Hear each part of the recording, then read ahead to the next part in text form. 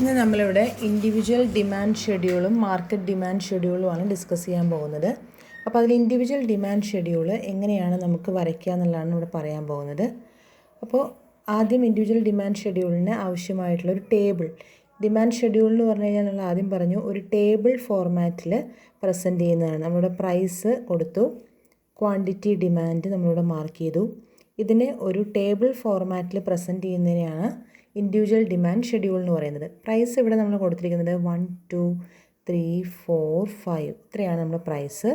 ഇനി ഇതിൻ്റെ quantity demand 50 40 30 20 10 ഇത്രയാണ് ക്വാണ്ടിറ്റി ഡിമാൻഡ്. ഇനി ഇത് വെച്ചുകൊണ്ട് നമുക്ക് ഒരു ഡയഗ്രാം വരയ്ക്കണം, ഇൻഡിവിജ്വൽ ഡിമാൻഡ് കർവ്. അപ്പോൾ ഇൻഡിവിജ്വൽ ഡിമാൻഡ് ഷെഡ്യൂൾ വെച്ചുകൊണ്ട് നമ്മൾ വരയ്ക്കുന്ന കർവിനെയാണ് ഇൻഡിവിജ്വൽ ഡിമാൻഡ് കർവ് എന്ന് പറയുന്നത്. ഓക്കെ, നമുക്കിനി ഡയഗ്രാം വരയ്ക്കാം. ഡയഗ്രാം വരയ്ക്കാനായിട്ട് ആദ്യം എക്സ് ആക്സിസും വൈ ആക്സിസും കൊടുത്തു, ഒറിജിൻ മാർക്ക് ചെയ്തു, ഒ എന്ന് കൊടുത്തു. എക്സ് ആക്സിസും വൈ ആക്സിസും മാർക്ക് ചെയ്തു. എക്സ് ആക്സിസിൽ നമ്മൾ മാർക്ക് ചെയ്യുന്നത് ക്വാണ്ടിറ്റി ഡിമാൻഡാണ്, ക്വാണ്ടിറ്റി എന്ന് കൊടുത്തു. വൈ ആക്സിസിൽ മാർക്ക് ചെയ്യുന്നത് പ്രൈസാണ്. ഓക്കെ, പ്രൈസ് എന്ന് കൊടുത്തു. ഇനി നമുക്കിവിടെ പ്രൈസിൻ്റെ വാല്യൂ, പ്രൈസ് തന്നിരിക്കുന്നത് നമുക്കിവിടെ 1 2 3 4 5 ഇത്രയാണ് നമ്മൾ പ്രൈസ് മാർക്ക് ചെയ്തിരിക്കുന്നത്. ക്വാണ്ടിറ്റി ഡിമാൻഡ് നമുക്ക് 50 വരെ മാർക്ക് ചെയ്യണം. അപ്പോൾ എല്ലാം ഓരോ യൂണിറ്റ് തന്നെ സ്കെയിൽ മാർക്ക് ചെയ്ത് 10 20 30 ദെൻ 40 50 എന്ന് മാർക്ക് ചെയ്തു. ഓക്കെ, നമ്മൾ ഫസ്റ്റ് പ്രൈസ് 1 ആണ്. 1 എന്നുള്ള പ്രൈസിൽ ക്വാണ്ടിറ്റി ഡിമാൻഡ് ചെയ്യുന്നത് 50 ആണ്. 1 എന്ന് പറയുന്ന പ്രൈസിൽ ക്വാണ്ടിറ്റി ഡിമാൻഡ് 50. അപ്പോൾ 1 എന്ന് പറയുന്ന പ്രൈസ് എടുത്തു, ക്വാണ്ടിറ്റി ഡിമാൻഡ് 50 എടുത്തു. നമ്മുടെ പോയിൻ്റ് നമുക്കിവിടെ ഇത് മാർക്ക് ചെയ്യാം.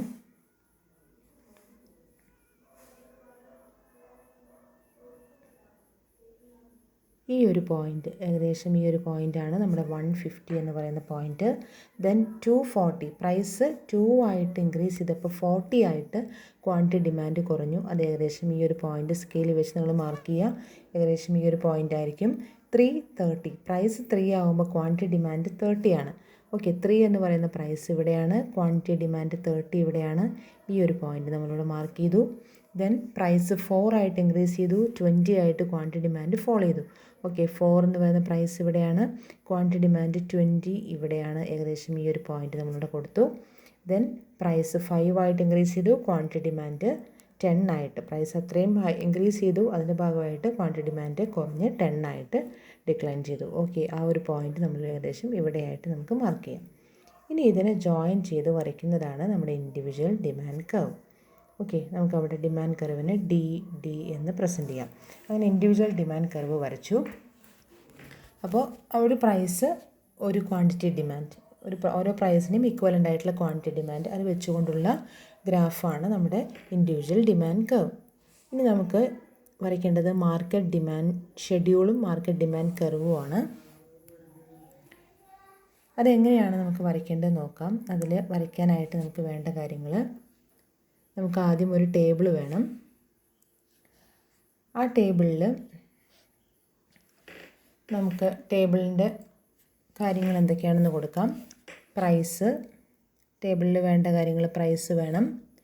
പിന്നെ അതിൽ ഇൻഡിവിജ്വൽ എ, നമുക്ക് ഒന്നിൽ കൂടുതൽ ഇൻഡിവിജ്വൽസിൻ്റെ ഡിമാൻഡിൻ്റെ ടോട്ടലാണ് നമ്മുടെ മാർക്കറ്റ് ഡിമാൻഡ്. അപ്പോൾ എ എന്ന് പറയുന്ന ഒരു ഇൻഡിവിജ്വൽ എ എന്ന് കൊടുക്കുക. ഡിമാൻഡാണ് നമ്മളിവിടെ മാർക്ക് ചെയ്യാൻ പോകുന്നത്.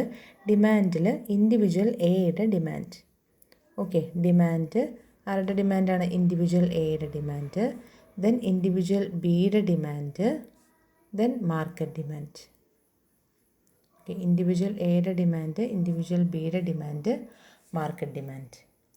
ഈ മാർക്കറ്റ് ഡിമാൻഡ് എന്നുള്ളത് എയുടെയും ബിയുടെയും ഡിമാൻഡിൻ്റെ സമ്മാണ് നമുക്കിവിടെ മാർക്കറ്റ് ഡിമാൻഡായിട്ട് കൊടുക്കേണ്ടത്. ഇൻഡിവിജ്വൽ എയുടെയും ഇൻഡിവിജ്വൽ ബിയുടെയും ഡിമാൻഡിൻ്റെ സമ്മാണ് നമ്മുടെ മാർക്കറ്റ് ഡിമാൻഡ്. ഇനി നമുക്ക് പ്രൈസ് ഒരു കോളായിട്ട് കൊടുക്കാം. ഇൻഡിവിജ്വൽ എയുടെ ഡിമാൻഡ് നമുക്കിവിടെ ഒരു കോളായിട്ട് കൊടുക്കാം. ഇൻഡിവിജ്വൽ ബിയുടെ ഡിമാൻഡ് ഒരു കോളായിട്ട് കൊടുക്കാം. മാർക്കറ്റ് ഡിമാൻഡിന് നമുക്കിവിടെ ഒരു കോളായിട്ട് കൊടുക്കാം. ആദ്യത്തെ പ്രൈസ് 1 ആണ്. പ്രൈസ് 1 എന്ന് പറയുന്ന പ്രൈസിൽ ഇൻഡിവിജ്വൽ എയുടെ ഡിമാൻഡ് 50 ആണ്, ഇൻഡിവിജ്വൽ ബിയുടെ ഡിമാൻഡ് 60 ആണ്. അങ്ങനെയാണെങ്കിൽ നമ്മുടെ മാർക്കറ്റ് ഡിമാൻഡ് എത്രയായിരിക്കും? 50 + 60 110 ആണ് നമ്മുടെ മാർക്കറ്റ് ഡിമാൻഡ്. പ്രൈസ് 2 ആയിരുന്നപ്പോൾ ഡിമാൻഡ് 50ൽ നിന്ന് 40 ആയിട്ട് ഡിക്ലൈൻ ചെയ്തു. ദെൻ ഇൻഡിവിജ്വൽ ബിയുടെ ഡിമാൻഡും ഇതുപോലെ തന്നെ 60ൽ നിന്ന് 50 ആയിട്ട് ഡിക്ലൈൻ ചെയ്തു. ടോട്ടൽ ഡിമാൻഡ് 110ൽ നിന്ന് 90 ആയി. എങ്ങനെയാണ് ടോട്ടൽ ഡിമാൻഡ് മാർക്കറ്റ് ഡിമാൻഡ് കിട്ടിയത്? ഇത് രണ്ടും കൂടെ ആഡ് ചെയ്തു. ഓക്കെ, അങ്ങനെ നമുക്ക് പ്രൈസ് 3 എടുക്കാം. 3യുടെ പ്രൈസ് 3 ആയിരുന്നപ്പോൾ ഇൻഡിവിജ്വൽ എയുടെ ഡിമാൻഡ് 30 ആയിട്ട് ഡിക്ലൈൻ ചെയ്തു. ദെൻ ഇവിടെ 50ൽ നിന്ന് 40 ആയിട്ട് ഡിക്ലൈൻ ചെയ്തു. നമുക്കതിൻ്റെ സമ്മ് 70 ആയി. ദെൻ 4 ആണ് നമ്മുടെ പ്രൈസ് ഇൻക്രീസ് ചെയ്തു. ദെൻ 20 ആയിട്ട് ഇൻഡിവിജ്വൽ എയുടെ ഡിമാൻഡ് കുറഞ്ഞു, 30 ആയിട്ട് ഇൻഡിവിജ്വൽ ബിയുടെ ഡിമാൻഡ് കുറഞ്ഞു. ടോട്ടൽ ഡിമാൻഡ് നമുക്ക് 50 ആണ്. ദെൻ വീണ്ടും പ്രൈസ് ഇൻക്രീസ് ചെയ്തു, 5 ആയി. ഇൻഡിവിജ്വൽ എയുടെ ഡിമാൻഡ് ഡിക്ലൈൻ ചെയ്തു, 10 ആയി. ദെൻ ഇൻഡിവിജ്വൽ ബിയുടെ ഡിമാൻഡ് 20 ആയിട്ട് കുറഞ്ഞു. ദെൻ 30 ആണ് നമ്മുടെ മാർക്കറ്റ് ഡിമാൻഡ്. ഇത്രയാണ് നമ്മുടെ മാർക്കറ്റ് ഡിമാൻഡ് ഷെഡ്യൂൾ. ഇത് വെച്ചുകൊണ്ടാണ് നമുക്ക് എന്ത് വരയ്ക്കേണ്ടത്? മാർക്കറ്റ് ഡിമാൻഡ് കർവ് വരയ്ക്കേണ്ടത്. ഓക്കെ, നമുക്കിനി മാർക്കറ്റ് ഡിമാൻഡ് കർവ് വരയ്ക്കാം. മാർക്കറ്റ് ഡിമാൻഡ് കർവ് വരയ്ക്കാനായിട്ട് ഈ ടേബിൾ വെച്ചുകൊണ്ട് നമുക്ക് എങ്ങനെയാണ് മാർക്കറ്റ് ഡിമാൻഡ് കർവ് വരയ്ക്കാൻ നോക്കാം. ഫസ്റ്റ് നമുക്ക് ഇൻഡിവിജ്വൽ എയുടെ ഗ്രാഫ് വരയ്ക്കണം. ദെൻ ഇൻഡിവിജ്വൽ ബിയുടെ ഗ്രാഫ് വരയ്ക്കണം. ഇനി നമുക്ക് മാർക്കറ്റ് ഡിമാൻഡ് വരയ്ക്കണം. രണ്ടും നമുക്ക് ഇൻഡിവിജ്വൽ എയുടെയും ബിയുടെയും അതുപോലെ മാർക്കറ്റ് ഡിമാൻഡും ഈ 3 ഡയഗ്രംസും ഹൊറിസോണ്ടലായിട്ട് വരയ്ക്കുമ്പോഴാണ് നമുക്ക് ക്ലിയർ ആയിട്ട് ഇതിന് ഡിറൈവ് ചെയ്യാനായിട്ട് സാധിക്കുക. നമ്മൾ പറയുന്നുണ്ട് horizontal summation of individual demand curve, അതായത് ഇൻഡിവിജ്വൽ ഡിമാൻഡ് കർവുകളുടെ ഒരു ഹൊറിസോണ്ടൽ സമീഷനാണ് നമ്മുടെ മാർക്കറ്റ് ഡിമാൻഡ് കർവ്. അപ്പോൾ അതുകൊണ്ട് തന്നെ നമുക്കിതിന് എല്ലാത്തിൻ്റെയും നേരെയായിട്ട് നമുക്ക് വരയ്ക്കുകയാണെങ്കിൽ നമുക്കതിനൊരു ഹൊറിസോണ്ടൽ സമീഷനായിട്ട് തന്നെ പ്രസൻറ്റ് ചെയ്യാം. ഓക്കെ, അപ്പോൾ നമുക്കിവിടെ മാർക്ക് ചെയ്യേണ്ടത് എല്ലാ കേസുകളിലും നമ്മൾ ഒറിജിൻ മാർക്ക് ചെയ്തു. പിന്നെ നമുക്ക് വേണ്ട കാര്യം എല്ലാത്തിലും നമുക്കിവിടെ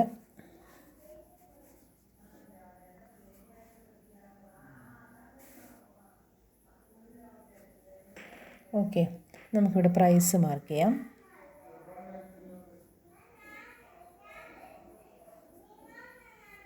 പ്രൈസ് നമ്മളിവിടെ 5 വരെയാണ് പ്രൈസ് കൊടുത്തിരിക്കുന്നത്. ആ പ്രൈസ് നമ്മളിവിടെ മാർക്ക് ചെയ്യാം. എല്ലാത്തിലും നമുക്ക് പ്രൈസ് മാർക്ക് ചെയ്യണം. എല്ലാം സ്കെയിൽ വെച്ച് കറക്റ്റായിട്ട് നിങ്ങൾ മാർക്ക് ചെയ്യുക. കറക്റ്റായിട്ട് മാർക്ക് ചെയ്താലാണ് കറക്റ്റായിട്ട് നമുക്ക് വരച്ചെടുക്കാൻ പറ്റുള്ളൂ. അപ്പോൾ അതുകൊണ്ട് കൃത്യമായിട്ട് എല്ലാവരും സ്കെയിൽ വെച്ച് തന്നെ മാർക്ക് ചെയ്യാം. ഓക്കെ, എല്ലാം മാർക്ക് ചെയ്തു. ഇനി നമുക്കിവിടെ ഇൻഡിവിജ്വൽ എയുടെ ഡിമാൻഡ് മാക്സിമം വന്നിരിക്കുന്നത് 50 വരെയാണ്. 50 വരെ നമുക്ക് ഇങ്ങനെ തന്നെ 1 സ്കെയിലിൽ തന്നെ 1 യൂണിറ്റ് തന്നെ ഗ്യാപ്പ് ഇട്ടുകൊണ്ട് നമുക്ക് 10, 20, 30, 40, 50 വരെ കൊടുക്കാം. നമുക്ക് രണ്ടാമത്തെ കേസിൽ നമുക്ക് 60 വരെ വേണം. 60 വരെ വേണ്ടതുകൊണ്ട് നമുക്കൊന്ന് ഇവിടെ സ്പേസ് കുറവുണ്ട്. അപ്പോൾ അതുകൊണ്ട് നമ്മൾ കറക്റ്റ് 1 സ്കെയിലിൽ തന്നെ നിങ്ങൾ മാർക്ക് ചെയ്യാം. 30, 40, 50, 60 ഇവിടെ മാർക്ക് ചെയ്തു. ഇതൊന്ന് എക്സ്റ്റെൻഡ് ചെയ്ത് നമുക്ക് വരയ്ക്കാം. 40 ഇവിടെ മാർക്ക് ചെയ്തു, 50 ഇവിടെ മാർക്ക് ചെയ്തു, ദെൻ 60 ഇവിടെ കൊടുത്തു.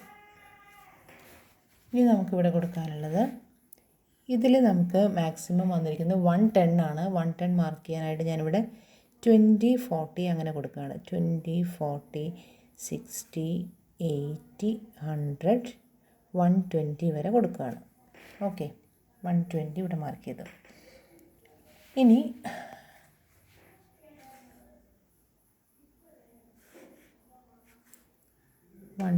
കൊടുത്തു.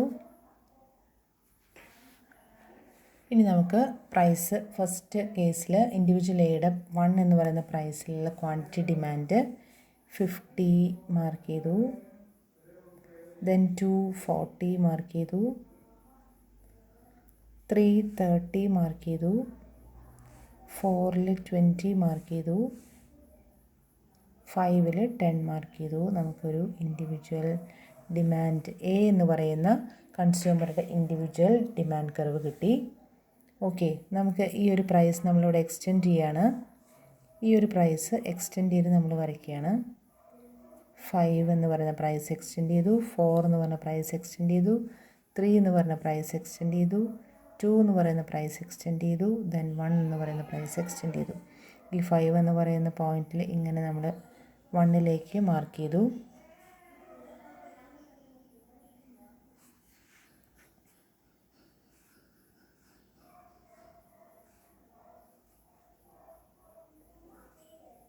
ഇങ്ങനെ നമുക്ക് വന്നു.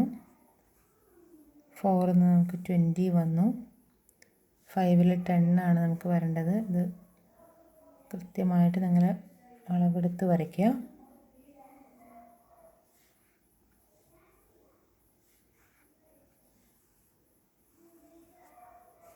ഓക്കെ, ഓരോന്നും നമ്മൾ മാർക്ക് ചെയ്യാം. ദെൻ നമുക്ക് 4ൽ 20 മാർക്ക് ചെയ്തു, 3ൽ 30 മാർക്ക് ചെയ്തു, 2ൽ 40 മാർക്ക് ചെയ്തു, ഇനി അതുപോലെ 1ൽ 50 മാർക്ക് ചെയ്തു. നമുക്കിങ്ങനെ ഒരു ഡയഗ്രം നമ്മളിവിടെ വരച്ചു. ഓക്കെ, നമുക്ക് ഈ ഒരു ഷേപ്പ് ഡിമാൻഡ് കർവ് കിട്ടി. ഇതിന് നമ്മൾ എക്സ്റ്റെൻഡ് ചെയ്തു, അടുത്തതിലേക്ക് നമ്മൾ കൊണ്ടുപോയി. അടുത്ത കേസിൽ നമ്മുടെ 1 എന്ന് പറയുന്ന പ്രൈസിൽ 60 ആണ് നമ്മുടെ ക്വാണ്ടിറ്റി ഡിമാൻഡ്. 60 എന്ന് പറയുന്ന പോയിൻറ്റ് നമ്മളിവിടെ വരച്ചു. ദെൻ അടുത്തത് നമുക്ക് 2ൽ 50 ആണ് വന്നത്. അപ്പോൾ 50, 2ൽ 50 വരച്ചു. ദെൻ 3ൽ 40 വരച്ചു. 4 എന്ന് പറയുന്ന പ്രൈസിൽ ഡിമാൻഡ് 30 വരച്ചു.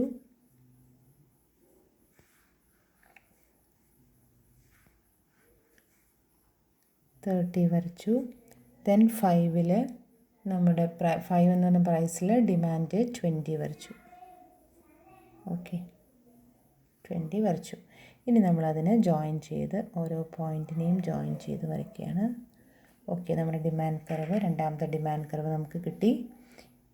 ഇനി നമ്മളിത് വെച്ചുകൊണ്ട് മാർക്കറ്റ് ഡിമാൻഡ് കർവ് വരയ്ക്കുകയാണ്. മാർക്കറ്റ് ഡിമാൻഡ് കർവ് വരയ്ക്കാനായിട്ട് വീണ്ടും നമ്മളിതിനെ എക്സ്റ്റെൻഡ് ചെയ്യണു. ഈ പ്രൈസിനെ നമ്മൾ എക്സ്റ്റെൻഡ് ചെയ്ത് നമുക്ക് ഇങ്ങോട്ട് വരയ്ക്കാം. ഈ ഒരു പ്രൈസിന് 4നെ ഇങ്ങോട്ട് എക്സ്റ്റെൻഡ് ചെയ്തു, 3 എക്സ്റ്റെൻഡ് ചെയ്തു, 2 എക്സ്റ്റെൻഡ് ചെയ്തു, 1 എക്സ്റ്റെൻഡ് ചെയ്തു. അതിനുശേഷം നമുക്ക് 1 എന്ന് പറയുന്ന പ്രൈസിൽ നമ്മുടെ മാർക്കറ്റ് ഡിമാൻഡ് കൊടുക്കുക. 1 എന്ന് പറയുന്ന പ്രൈസിൽ മാർക്കറ്റ് ഡിമാൻഡ് 110 ആണ്. നമ്മളുടെ 120, 100 അതിൻ്റെ ഗ്യാപ്പിലുള്ള പോയിൻറ്റിൽ നമുക്ക് 1 എന്ന് പറയുന്ന പ്രൈസിൽ ക്വാണ്ടിറ്റി ഡിമാൻഡ് മാർക്ക് ചെയ്യണം. അപ്പോൾ അതുകൊണ്ട് തന്നെ അതിൻ്റെ മിഡിലിലേക്ക് നമ്മൾ മാർക്ക് ചെയ്യാം. 2 എന്ന് പറയുന്ന പ്രൈസ് നമുക്ക് 90 ആണ്. 90, 80യുടെയും 100ൻ്റെയും ഇടയ്ക്ക് മാർക്ക് ചെയ്യുക. 2 എന്ന് പറയുന്ന പ്രൈസിൽ 90 മാർക്ക് ചെയ്തു. ദെൻ നമുക്ക് 3 എന്ന് പറയുന്ന പ്രൈസിൽ 70 ആണ് വരേണ്ടത്. 70 നമുക്ക് 60യുടെയും 80യുടെയും ഇടയ്ക്കുള്ള ഈ ഒരു പോയിൻറ്റ് നമുക്ക് 70 മാർക്ക് ചെയ്യാം. ദെൻ നമുക്ക് അടുത്തത് 4 എന്ന് പറയുന്ന പ്രൈസിൽ 50 ആണ് വരേണ്ടത്. 50 നമുക്കിവിടെ മാർക്ക് ചെയ്യാം. 4 എന്ന് പറഞ്ഞ പ്രൈസിൽ നമുക്കത് മാർക്ക് ചെയ്തു. ദെൻ അടുത്തത് നമുക്ക് 30 ആണ് വരേണ്ടത്. ആ 30 എന്ന് പറയുന്നത് 5 എന്ന് പറയുന്ന പ്രൈസിലേക്ക് നമ്മൾ ജോയിൻ ചെയ്തു. ഇനി ഇതിൻ്റെ എല്ലാത്തിൻ്റെയും ഈ ഓരോ പോയിൻറ്റ്സിന് നമുക്കിവിടെ ജോയിൻ ചെയ്ത് നമ്മുടെ മാർക്കറ്റ് ഡിമാൻഡ് കർവ് വരയ്ക്കാം. ഓക്കെ, ഇതാണ് നമ്മുടെ market demand curve. Market demand curve.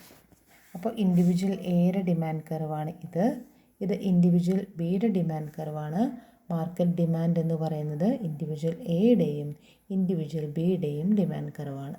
Okay, ഇത് ക്ലിയറായി കാണുമെന്ന് വിചാരിക്കുന്നു. ഇവിടെ ഒന്ന് ശ്രദ്ധിക്കുക, ഞാനിവിടെ സ്പേസ് കുറവായതുകൊണ്ടാണ് കൃത്യമായിട്ട് നമ്മൾ ഓരോന്നിൻ്റെയും ഇവിടെ മാർക്ക് ചെയ്തു. 1, 2, 3, 4, 5 വരെ മാർക്ക് ചെയ്തു. ഓരോ കേസിലും നമ്മുടെ എത്രയാണ് ക്വാണ്ടിറ്റി ഡിമാൻഡ് എന്നുള്ളത് ഓരോന്നും വരച്ചു. അത് കഴിഞ്ഞ് ഈ ഓരോ പ്രൈസിന് തന്നെയാണ് നമ്മൾ എക്സ്റ്റെൻഡ് ചെയ്ത് അടുത്തതിലേക്കും ഇൻഡിവിജ്വൽ ബിയിലേക്കും അതുപോലെ മാർക്കറ്റ് ഡിമാൻഡ് കാണിക്കാനായിട്ട് മൂന്നാമത്തെ ഫിഗറിലേക്കും കൊണ്ടുവരിക. എല്ലാവരും മാക്സിമം ഇത് ഹൊറിസോണ്ടലായിട്ട് തന്നെ വരയ്ക്കുക. ഇതാണ് നമ്മുടെ market demand curve. Market demand schedule നമ്മൾ കണ്ടു, individual demand schedule, individual demand curve കണ്ടു. ഇതിൽ ഒരു സിംഗിളായിട്ടുള്ള കർവ് മാത്രം വരയ്ക്കുകയാണെങ്കിൽ നമ്മളതിനെ ഇൻഡിവിജ്വൽ ഡിമാൻഡ് കർവ് എന്ന് പറയും. ഇതിൻ്റെ ഒരു ഗ്രൂപ്പായിട്ട് നമ്മൾ ഒന്നിൽ കൂടുതലായിട്ട് വരച്ച് അതിനെ ഫൈനലായിട്ടൊരു അഡീഷനായിട്ട് കാണിക്കുകയാണെങ്കിൽ അതിന് മാർക്കറ്റ് ഡിമാൻഡ് കർവ് എന്നും പറയും. ഓക്കെ, എല്ലാവർക്കും ക്ലിയറായി കാണുമെന്ന് വിചാരിക്കുന്നു. Okay, thank you.